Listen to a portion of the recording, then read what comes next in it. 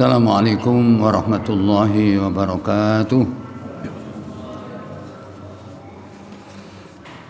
Alhamdulillahilladzi ja'ala asy-syamsa diya'an wal qamara nura wa qaddarahu manazila lita'lamu 'adada as-sinina wal hisab.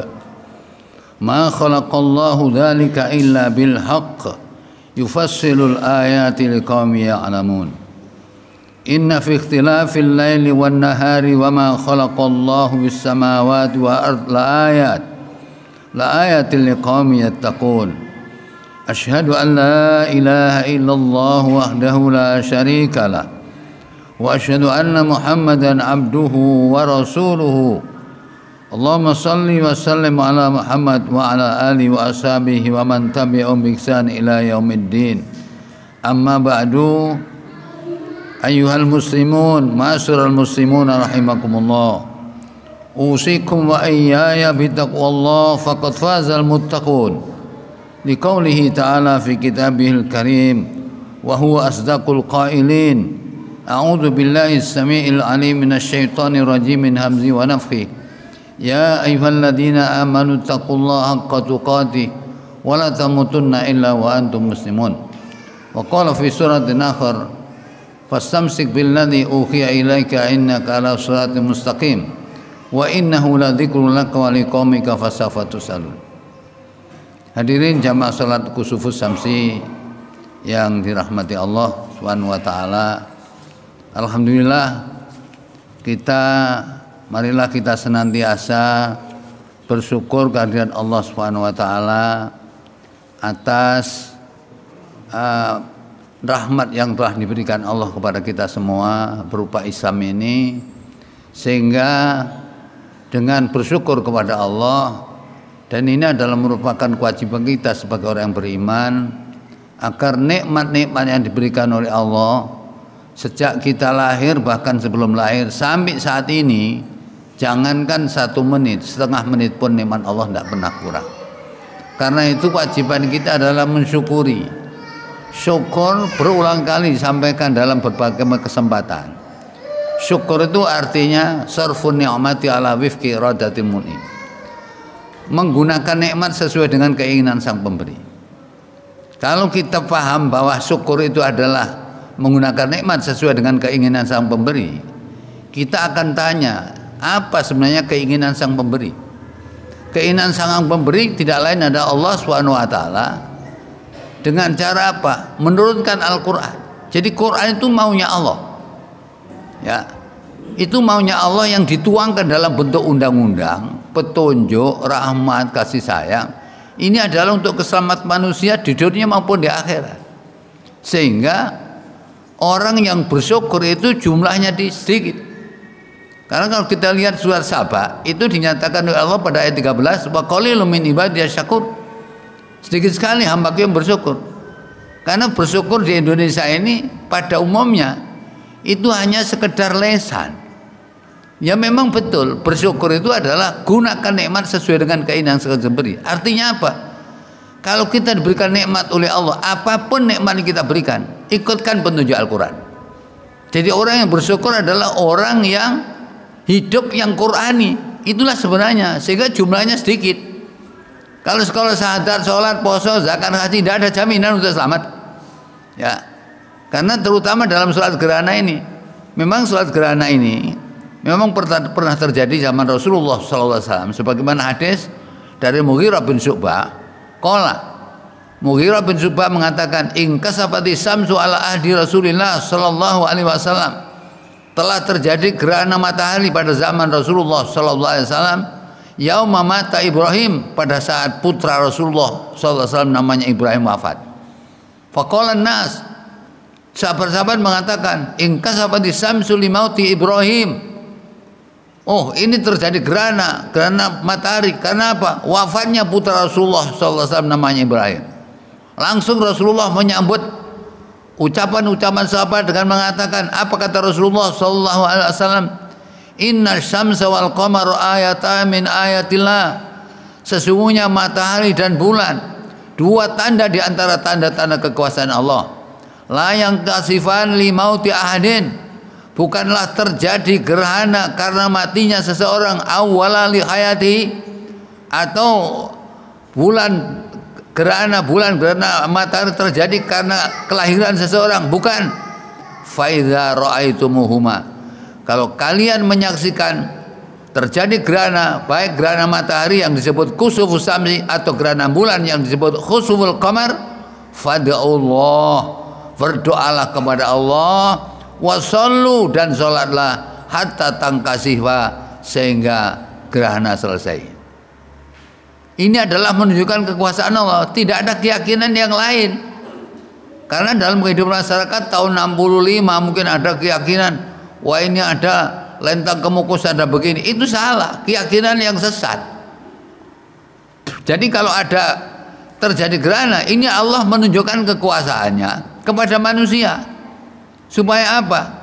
Supaya kita ini adalah mudah meyakini kebenaran yang diturunkan oleh Allah di dalam Al-Quran ini. Kita coba, ini jangankan matahari ditutup oleh Allah hanya sebentar, berapa detik atau berapa menit, katakanlah paling lama 1 jam, ya. Tapi ini gerhana ini adalah, coba orang suruh memikirkan, ya, pikirkan tentang ayat-ayat Allah yang lain. Di antaranya, ya, kita lihat misalnya di dalam surat Qasas ayat 71. Ya. Apa kata Allah? Qul ara'aitum in ja'alallahu 'alaikumul laila sarmatan ila yaumil qiyamah man ilahun ghairullah ya'tikum bidiya afala tasma'un. Sampaikan Muhammad, bagaimana pendapatmu kalau Allah menjadikan malam terus-menerus sampai hari kiamat? Siapakah yang Tuhan sanggup mendatangkan terang siang hari? Apa kamu tidak mendengar? Pada ayat berikutnya Allah mengatakan, Qul ara'aitum in ja'alallahu 'alaikumun nahara sarmatan ila yaumil qiyamah. Katakan Muhammad, bagaimana pendapatmu? Bagaimana pikiranmu seandainya Allah menjadikan atas kamu siang terus-menerus sampai hari kiamat? Kita tidak bisa bayangkan. Kalau Allah mengendaki dunia dibikin siang terus-menerus sampai hari kiamat, bagaimana kita istirahat? Ya, siapa yang akan mendatangkan malam? Dengan malam inilah kamu akan merasa tenang di dalamnya. Apa kamu tidak melihat? Ini kata Allah. Coba perhatikan ini. Ya. Terus pada ayat 73 Allah mengatakan, wa mir rahmatihi, salah satu di antara rahmat Allah, ja'ala lakumul laila wan nahar. Allah menjadikan malam dan siang silih berganti. Ya, silih berganti. Dengan adanya malam, litaskunu fihi, supaya kamu merasa tenang dengan adanya malam ini. Dan dijadikan Allah buat siang, walitabdahuna min fadli, supaya kamu bisa mencari rezeki dari karunia Allah. Ya, ini semua tidak lain adalah la'allakum tashkurun, supaya kalian bersyukur. Inilah mausunya. Jadi giringan Allah kemana, peristiwa gerhana, peristiwa apa saja yang terjadi di alam ini adalah Allah ingin menunjukkan supaya kebenaran Al-Quran bisa diterima. Jangan seperti sekarang, banyak orang itu sholat, puasa, zakat, haji, sama Quran nggak seneng. Ya, ini kalau kita lihat di dalam surat An-Nahl, ya, pada ayat 104. Dalam surat An-Nahl ayat 104 Allah berfirman, ya, apa kata Allah di sini? Innalladzina la yu'minuna bi ayatillah la yahdimullahu wa lahum adzabun alim.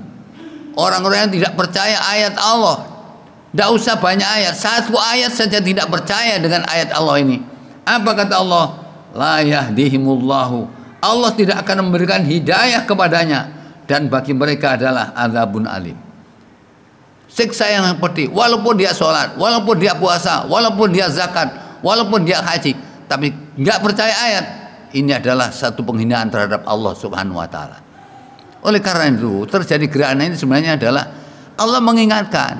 Sehingga kalau kita lihat di dalam surat Fusilat, ya, itu pada ayat yang terakhir, ayat 53 maksud saya, ini Allah berfirman, sanurihim ayatina fil afaq wa fi anfusihim hatta yatabayyana lahum annaul haq annaul haqqu min rabbihim awalam yakfi bi rabbika annahu ala kulli syai'in syahid. Allah tanya, kami, kata Allah, akan memperlihatkan kepada manusia akan tanda-tanda kekuasaan kami, baik yang ada di cakrawala di alam ini, wa fi anfusihim, maupun tanda-tanda kekuasaan yang ada pada diri mereka, sehingga jelaslah bagi mereka bahwa Al-Quran adalah kebenaran. Jadi Al-Quran kebenaran dari Tuhanmu. Kalau kebenaran dari Tuhanmu, awalam yafi bi rabbika anna ala kulli syai'in syadid, apa tidak cukup Allah menjadi saksi bahwa semua Quran ini kebenaran? Lah orang terima kebenaran setengah-setengah. Ya, mau perintah sholat, mau perintah haji, mau, karena dia nanti menjadi orang yang populer. Ya, perintah ini mau, tapi ada satu perintah tidak mau. Ini namanya iman sebagian, kufur sebagian. Kalau iman sebagian, kufur sebagian, itulah kata Allah termasuk orang yang kafir sebenarnya. Begitu pernyataan Allah. Jangan kita itu milih-milih. Sama ayat gak seneng, saya heran. Umat ini ya, kenapa kau tidak seneng Al-Quran? Saya berulang kali menyampaikan dalam beberapa kesempatan. Misalnya surat Zukhruf pada ayat 78. A'udzubillahi minasyaitonir rajim. Laqad ji'nakum bil haqqi walakinna aktsarakum lil haqqi karihun. Sungguh kami telah datang membawa kebenaran kepadamu. Ya, lewat Rasul, sampaikan oleh generasi-generasi setelahnya, tapi kebanyakan kamu benci kepada Al-Quran. Orang kalau dikatakan benci itu tidak terima. Karena apa? Bantah. Masuk sampean toh yang seneng Quran, saya juga seneng Quran. Ya, tapi buktinya, ya, saya teringat seorang Hamka almarhum dulu, Profesor Hamka tahun 31. Itu nyusun buku tentang masalah cinta. Apa kata beliau? Ya, beliau mengatakan dalam syairnya, taksil ilah wa anta tudhiru hubbahu. Kamu durhaka kepada Allah tapi kamu menyatakan cinta kepadanya. Jadi durhaka kepada Allah tapi menyatakan cinta. Hadza muhalun fil fa'ali badi'u. Ini mustahil di alam. In kana hubbaka shadiqan. Kalau memang cintamu tulus, la tahu, kamu mesti taat kepadanya. Innal muhibba liman yuhibbu muti'u. Orang yang cinta kepada yang dicintai itu selalu ikut. Subhanallah. Ini kan bukan ayat, bukan hadis, tapi syair yang mendukung bahwa kalau kita cinta Allah, cinta Rasul, cinta Allah, qul in kuntum tuhibbunallah fattabi'uni. Kalau kamu mengaku cinta kepada Allah, ikuti aku, kata Allah. Yuhibbukumullah, Allah akan mencintai kamu. Wa yaghfir lakum dzunubakum, dan Allah akan mengampuni dosa kamu. Wallahu ghafurur rahim, Allah Maha Pengampun dan Penyayang. Inilah mestinya. Jadi umat Islam sekarang ini benci Al-Quran tapi bantah. Sehingga di Al-Quran surat Kahfi ayat 54 Allah mengatakan sarrafna fi hadzal Qur'an min kulli matsal. Jadi sungguh kami ulang-ulang gambaran-gambaran dalam Al-Quran dari berbagai macam perumpamaan. Tapi kebanyakan manusia adalah apa? Ya, aksaru sain jadalah, tukang bantah. Kenapa orang iman kok tukang bantah terhadap Al-Quran? Nikmatnya mau, kesehatan diberikan Allah sehat mau, mata diberikan untuk bisa melihat mau, telinga bahkan mendengar bisa mendengar mau, semua senang. Tapi terhadap omongan Allah tidak senang. Inilah namanya orang iman yang kehilangan hidayah. Dicabut oleh Allah hidayah ini. Sebab kalau kita berulang kali disampaikan lewat ayat, lewat khutbah, lewat apapun, tapi ternyata masih berat terima ayat, maka pernyataan Allah dalam surat Kahfi pada ayat 57, waman adzlamu mimman dzukira bi ayati rabbih fa'arada anha wa nasiya ma qaddamat yadah inna ja'alna ala qulubihim akinnatan ayafqahu wa fi adhanihim waqra wa in tad'uhum ilal huda fala yahtadu idzan abada. Artinya apa? Tidak ada yang orang yang lebih zalim, melebihi zalimnya orang yang diingatkan dengan ayat Allah tapi tidak mau. Karena diingatkan dengan ayat Allah tidak mau, akhirnya apa? Wa nasiya ma qaddamat yadah, dia tidak mau evaluasi dirinya. Akhirnya apa? Kami jadikan tutupan dalam hati mereka. Jadi hati mereka kami tutup, kata Allah, dan kami jadikan sumbatan pada telinga mereka. Sekalipun kamu mengajak kepada petunjuk, niscaya mereka tidak akan mendapat petunjuk buat selamanya. Naudzubillah. Inilah ultimatum dari Allah. Ya, kami dalam beberapa ayat sering menyampaikan. Misalnya dalam surat Al-Muddatsir, surat 74 ayat 49, 55, 51. Ya. Fama lahum an tadhkiratum mudin. Kenapa sih orang-orang yang ngaku iman tapi berpaling dari Al-Qur'an? Ka'annahum humrun mustanfira. Kalau dengar Al-Qur'an dibaca, seakan-akan seperti keledai liar yang lari terkejut. farot min qaswaroh, lari karena kejaran singa. Jadi tujuan gerhana itu adalah menunjukkan kekuasaan bahwa Al-Quran ini benar. Kebenaran Al-Quran inilah yang harus kita pedomani, kita pegangi, ya kita yakini. Sehingga saya sering menyampaikan dalam beberapa kesempatan, jadi orang berpegang teguh kepada Al-Quran dan Sunnah itu harus dengan 5 syarat.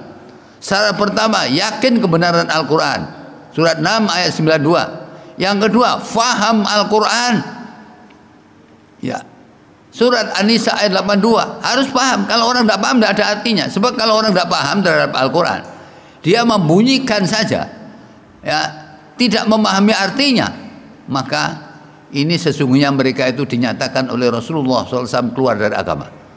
Dari Abi Dzar radhiyallahu anhu qala Rasulullah SAW, inna min ba'di min ummati, sesungguhnya sepeninggalku nanti umatku yaqra'unal Quran, mereka mau baca Quran tapi la yujawizu akhlaqum, tidak melewati tenggorokan. Artinya tidak dia pahami artinya. Ya, akhirnya apa? Hum yakhrujuna minad din, mereka keluar dari agama. Kama yakhruju samu minar ramiyah, seperti keluarnya anak panah dari busurnya. Summa la yauduna fi, kemudian tidak kembali lagi kepada Islam ini. Hum sarul khalqi, itulah sejelek makhluk, wal khaliqati, dan jelek perilaku. Inilah mestinya yang harus kita angan-angan dalam hidup ini. Jadi Quran ini, orang kalau sudah nggak senang Quran, yang kedua berpaling dari Al-Quran, kalau ada kajian Quran lari. Ini apa kata Allah?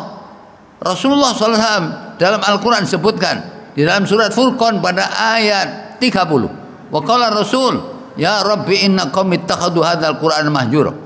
Rasulullah Muhammad berkata, ya Tuhanku, sesungguhnya umatku, kaumku menjadikan Al-Quran ini diabaikan. Abai kepada Al-Quran. Orang harus perhatiannya kepada Al-Quran penuh, cinta Al-Quran, karena cinta Al-Quran adalah cinta Rasulullah Sallallahu Alaihi Wasallam. Karena pas satu hari Aisyah radhiyallahu anha didatangi beberapa sahabat, beliau tanya, wahai umatul mukminin, ya, kaifa kana akhlaqul Rasulullah sallallahu alaihi wasallam, bagaimana akhlak Rasulullah? Ya, apa jawab Aisyah? Ya, apakah kamu pernah baca Quran? Pernah kami baca Quran. Apa kata Aisyah? Kana khuluqul Quran. Akhlak Rasulullah itu Al-Quran. Kalau orang Islam nggak seneng Quran, berarti nggak seneng Rasulullah. Kalau nggak seneng Rasulullah, jangan pernah berharap surga. Tobat saja segera ini. Nah, sampai inilah, sampai peringatan dari Allah Subhanahu Wa Taala.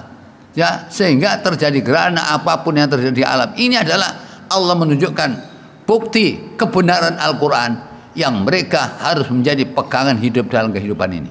Sebab kalau tidak mau, ya silakan, orang boleh pilih mau masuk surga atau yang lain.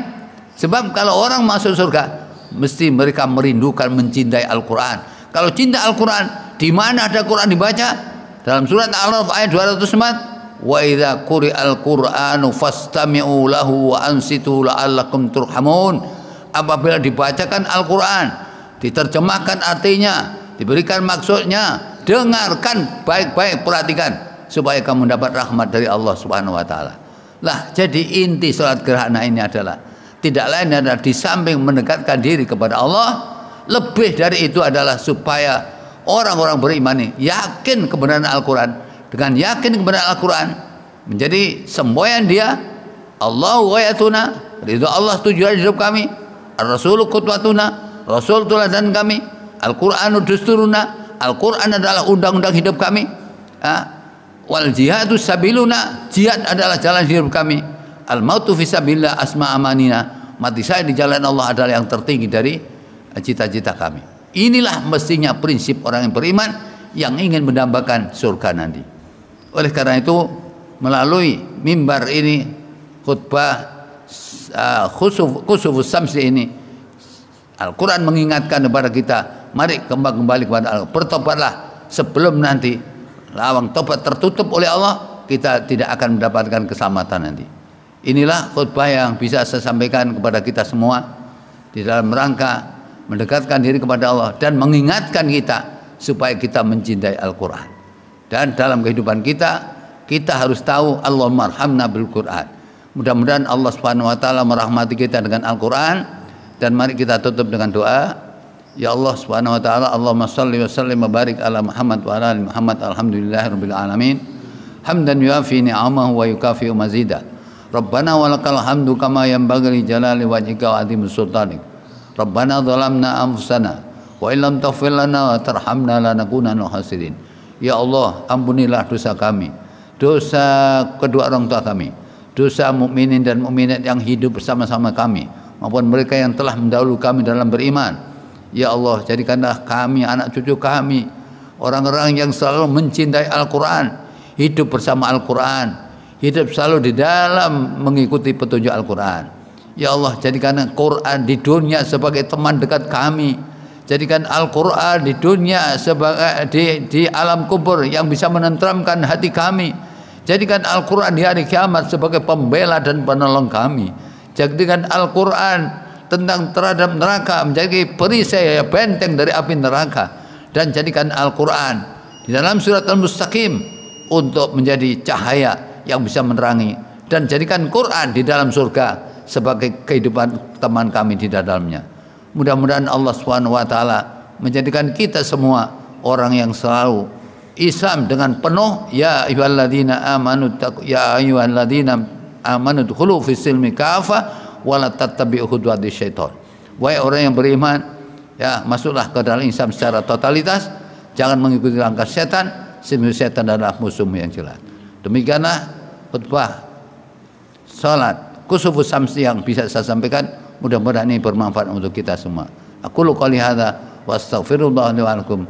Billahi taufiq hidayah. Assalamualaikum warahmatullahi wabarakatuh.